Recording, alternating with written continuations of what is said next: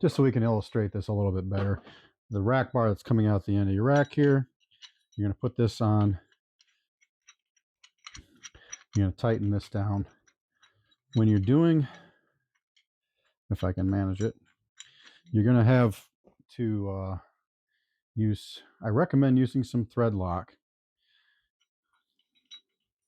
on the threads for that bolt. That's something you want coming loose. It's just a recommendation. It's not an absolute hard requirement. But what you do want to do is make sure you take a wrench, a crescent wrench will work just fine, and lock or hold the rack bar while tightening this. You don't want to put a torque load into the rack bar because you'll be putting loading into these teeth right into your pinion. So like say, crescent wrench right here, you just have to have this sticking out of the housing enough to reach it.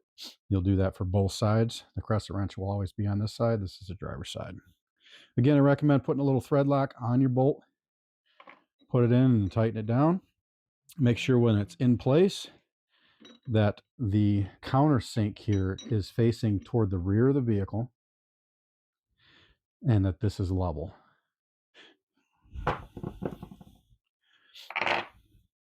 All right, we've got this flathead bolt here. When this is going to be installed, finally, this does require a thread locker on these threads on the far side of this clevis. So, peel your boot back. Remember, you don't want this tightened down yet because you want to be able to slide this around. So put your boot all the way to the back.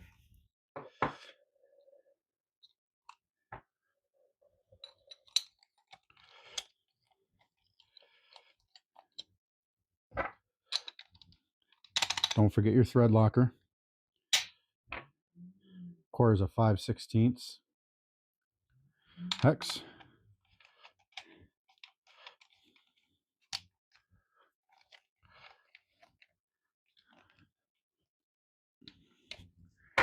And then slide your boot. And again, I do recommend some grease or some sealant. You don't want any kind of moisture or water getting into your rack housing. And then put that on and clamp it down. That's all there is to that end. On your outer end, this chromoly Heim end will have your rod spacers, top and bottom. And I do have dust boots available for these. I'll go ahead and install one now. These dust boots for servicing require this expansion tool. And it helps to grease these when you're installing them. They'll slide on a little bit easier, which I actually did that. Got this on here. We want to go this way, like so.